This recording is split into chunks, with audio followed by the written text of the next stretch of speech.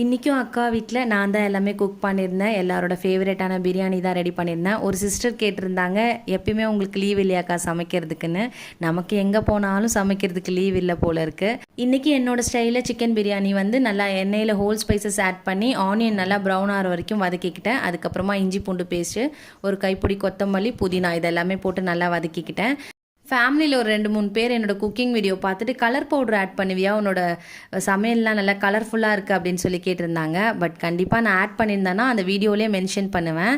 இந்த கலர் எப்படி வர வைக்கணும்னா, நான் வந்து காஷ்மீரி சில்லி தான் யூஸ் பண்ணுவேன், நிறைய வீடியோவில் சொல்லியிருக்கேன். அது எண்ணெயில் இந்த மாதிரி காஷ்மீரி சில்லி பவுடர் வந்து ஆட் பண்ணோன்னா நல்லா கலர் சூப்பராக இருக்கும். அண்ட் அதே மாதிரி வெங்காயம் வந்து நல்லா கோல்டன் ப்ரௌன் ஆக்கணும்னா அந்த டிஷ் நல்லா கலர்ஃபுல்லாக சூப்பராக இருக்கும். கண்டிப்பாக ட்ரை பண்ணி பாருங்கள். ஸோ அன்றைக்கி lunch chicken biryani, white rice, ரசம், ப்ரான் தொக்கு எல்லாமே நான் தான் ரெடி பண்ணியிருந்தேன். லஞ்ச் பிடிச்சிருந்தா மறக்காம வீடியோ லைக் பண்ணி சப்ஸ்கிரைப் பண்ணிக்கோங்க. நாளைக்கு வேற ஒரு ஷார்ட்ஸில் பார்க்கலாம். பாய்.